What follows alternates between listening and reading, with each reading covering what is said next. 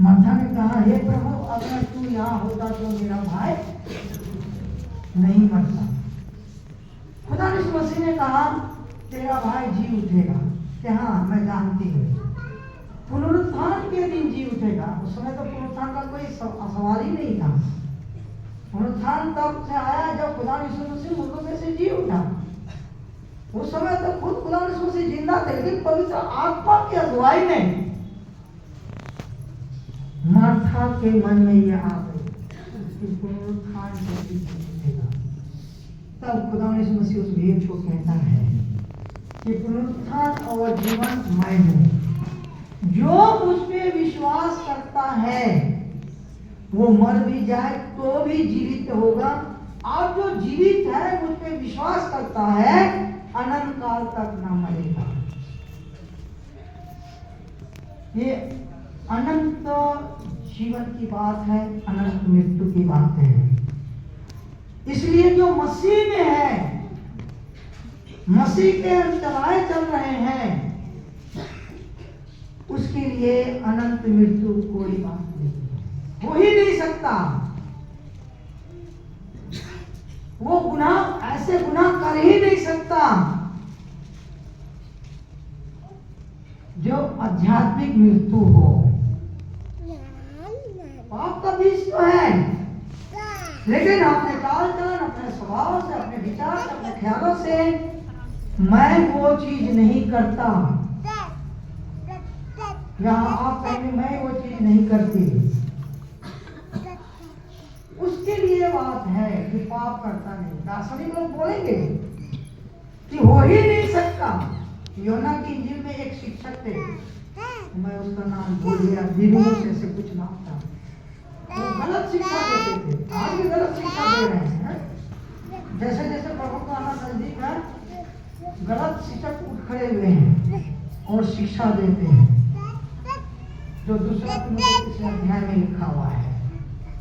उस समय में भी प्राचीन कलीसिया में भी था कि प्रभु यीशु मसीह से यह हो ही नहीं सकता, वो कर ही नहीं सकता, वो परमेश्वर का पुत्र हो ही नहीं सकता जो ऐसा कर सकता है। अगर वो कर रहा है तो इंसान है ही नहीं, वो मनुष्य है ही नहीं। तो लोग भटकते गए और तभी यूहन्ना ने इस पत्री को लिखा। आप पढ़ सकते हैं इसके परिचय में, और लोगों को समझाया कि ऐसी बात नहीं है, इन गलत शिक्षकों के बात में मत आना। आज हमारे घर में घुसे आते हैं, बहुत से लोग समझदार हो गए लेकिन घुसने नहीं देते, समझ जाते हैं और घंटों घंटों आपका समय लेगा और वचन से ही आपको भटकाएगा कि वचन में ये लिखा है, वचन में वो लिखा है। एक तरफ की बात करेगा, दूसरी तरफ की बात नहीं करेगा। एक तरह का पाप की मजदूरी मृत्यु है, ये देखो पाप की मजदूरी मृत्यु है, लेकिन दूसरे हिस्से में लेकिन परमेश्वर का अनुग्रह हमारे लिए अनंत जीवन है, ये नहीं बताएगा। उसको काट देगा, छोड़ देगा। तो ऐसे कुछ आयत हैं लेकर के लोगों को ये करते हैं जो हमारे तो कहता है सब प्रकार का अधर्म तो पाप है, परंतु ऐसा पाप भी है जिसका फल मृत्यु नहीं।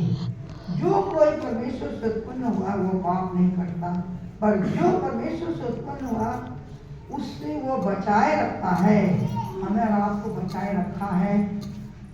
अभी तो फिलहाल दुनियावी रूप से भी हम बचे हुए हैं, लेकिन एक न एक दिन जाना है दुनियावी रूप से। लेकिन अगर इसी तरह हमारा आध्यात्मिक रूप में सबसे महत्वपूर्ण है कि आध्यात्मिक रूप से हम बचाए जाए, और जब हम बचाए गए हैं आध्यात्मिक रूप से, तब ईश्वर का हमारे जीवन में दुष्ट आत्माओं से छू नहीं सकता। आपके इर्द गिर्द घूम सकता है, आपके कानों में फुसफुसा सकता है, जैसे हवा के कानों में फुसफुसाहट होता है, अरे तुम नहीं मरेगी।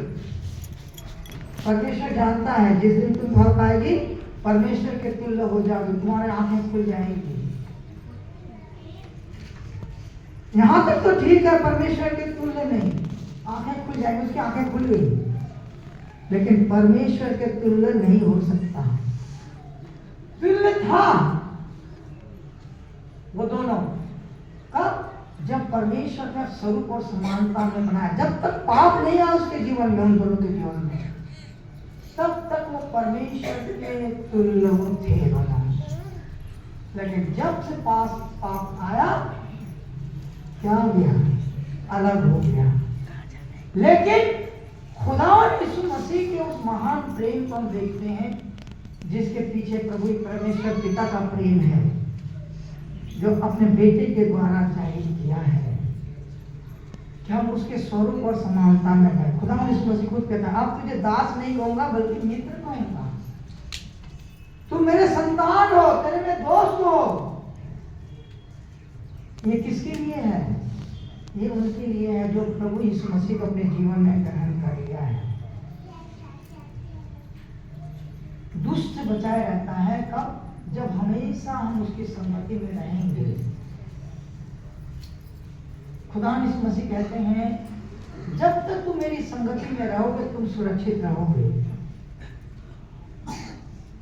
और कहता है, तुम मुझसे अलग होकर कुछ भी नहीं रख सकते।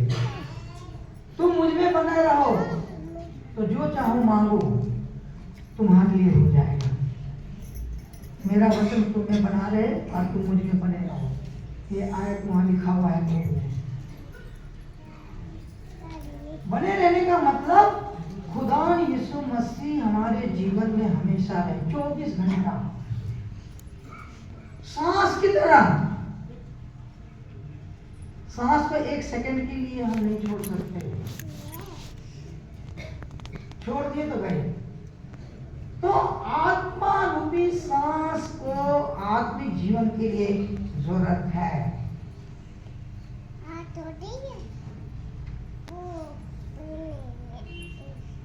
और ये हकीकत है। मानव जाति को पाप से छुड़ाने के लिए परमेश्वर एक योजना बनाई, और वो योजना था खून से जुड़ा हुआ। क्योंकि व्यवस्था विवरण कहता है, उसका 12वां अध्याय 23 पद, खून जो है जिसमें प्राण है, जैसे मैंने कहा,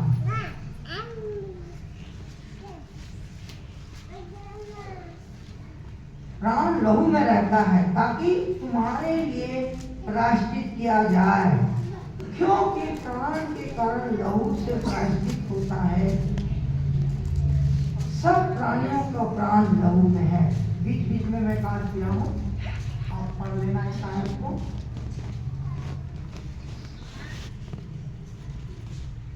तो इसी तरह खुदा यीशु मसीह पर विश्वास लाने से हम जीवित रह सकते हैं। और लहू ही है जो हमें बचाता है। पाप एक बहुत घृणित वस्तु है। मनुष्य की आत्मा में लगे पाप के दाग को मिटाने के लिए बलिदान की आवश्यकता। बिना बलिदान का वो बच नहीं सकता था।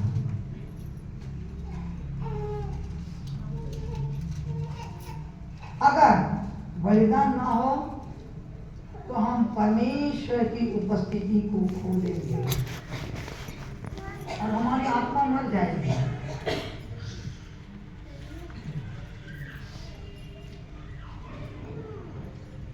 खून ना हो तो हम मर जाएंगे। खून की उपस्थिति हम महसूस करते हैं तो हम जीवित हैं। नहीं हो तो हम बेहोश हो जाएंगे, मर जाएंगे, बच नहीं सकते। इसीलिए ये बहुत जरूरी है कि हम अपने आप को खुदा यीशु मसीह के निष्कलंक लहू से अपने आप को धोएं, शुद्ध करें, पवित्र करें। शरीर का धोना नहीं, आत्मा का धोना, अंदरूनी धोना। अक्सर आज हम सुनते हैं और आप लोगों के दिमाग में बैठा हुआ है डुबकी का बपतिस्मा लेते, उस विषय पे मैं नहीं जाऊंगा क्योंकि वो वाद विवाद का विषय है बपतिस्मा। तब उस विषय के ऊपर चर्चा करेंगे तब बताएंगे।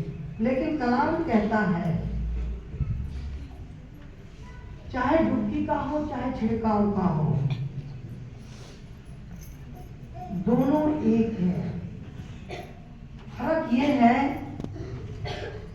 कि डुबकी से हमारा बाह्य शरीर साफ होता है, लेकिन अंदर अंदरूनी जो हृदय के अंदर बैठा है अगर उसको साथ लेकर डुबकी लगाएंगे तो उस बपतिस्मा का कोई मायने नहीं रखता, कोई मायने नहीं रखता। हमने बाहरी डुबकी लगा लिया, स्नान कर लिया, लेकिन हृदय के अंदर वो गंदगी भरा हुआ है, पूरे विचार भरे हुए हैं, हमारा मन परिवर्तन नहीं हुआ, तो कितना ही डुबकी ले लो कोई फायदा नहीं। इसीलिए पुराने समय में वैज्ञानिकों ने ये डिसाइड किया, खासतौर से कि कई समस्याएं आ गई थी और उन समस्याओं का सुधार के लिए छिड़काव का बपतिस्मा भी शुरू किया। मन परिवर्तन खैर उसमें हम नहीं जाएंगे। तो यहाँ कहता है हेजेकियल नबी कहता है 18 उसका 20, जो प्राणी पाप करे वही मरेगा। ये हकीकत है, ये आत्मिक पाप है, अनंत मृत्यु कहता है, अनंत मृत्यु की बात है। पाप हमें अनंत मृत्यु को देता है। कहता है जो प्राणी पाप करे वही मरेगा, ना तो पुत्र पिता के अधर्म का भार उठाएगा, पिता पुत्र का। धर्मी को अपने ही धर्म का फल और दुष्ट को अपने दुष्टता का फल मिलेगा। खुद हम अपने जिम्मेदार होंगे, हमारा बोझ कोई नहीं उठाएगा, पाप का बोझ, सिवाय प्रभु यीशु मसीह के। हमारा पाप का बोझ कोई नहीं ले सकता, कोई उठा नहीं सकता सिवाय प्रभु यीशु मसीह। और इसीलिए वचन में लिखा है कि न्याय के सिंहासन के सामने प्रत्येक को अपना अपना लेखा देना पड़ेगा। हम दूसरे का लेखा नहीं देंगे, मैं अपने पिताजी का नहीं देंगे, ना पिताजी मेरे को मेरे लेखा देगा कि ये मेरा बेटा है, मैं इसका वो लेता हूँ, मैं इसका ले नहीं। खुद मैं जो करूँगा इस संसार में मुझे अपना लेखा वहां देना पड़ेगा। दाऊद पासा इस बात को कबूल करता है 51 में कि जो मैंने पाप किया है प्रभु, जो अपराध किया है वो सब तेरे विरुद्ध ही था और मेरे आंखों के सामने घूम रहा है, मैं इसका दोषी हूं। कबूल करता है। वो अपने बच्चों के लिए नहीं कहता, ना उनके प्रजा के लिए कहता है कि अरे मेरे पाप का बोझ तुम ले लो, मैं राजा हूं तुम ले लो, नहीं। क्योंकि दाऊद पासा जानता था पाप का बोझ कोई दूसरा नहीं ले सकता, एक है सिर्फ प्रभु यीशु मसीह। तो यहाँ हम देखते हैं कि हर एक को हम अच्छे काम करेंगे अच्छा प्रतिफल मिलेगा, बुरे काम करेंगे बुरा फल मिलेगा। और जब पहला अध्याय पढ़ लीजिए, छठे अध्याय में, छठे पद में क्या लिखा है पढ़ देते हैं। देखो मिल गया भजन संहिता 1 उसका छठा।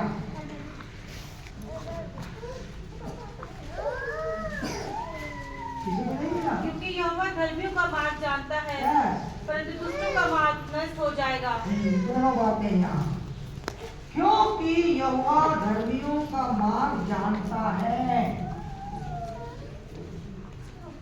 सब कुछ जानता है, वो अंतर्यामी है, परंतु दुष्टों का मार्ग नष्ट हो जाएगा। अधर्मी नष्ट हो जाएंगे, अधर्मी बच जाएंगे। सब यहाँ कलाम में लिखा हुआ है और दाऊद बादशाह इस बात को स्वीकार करता है।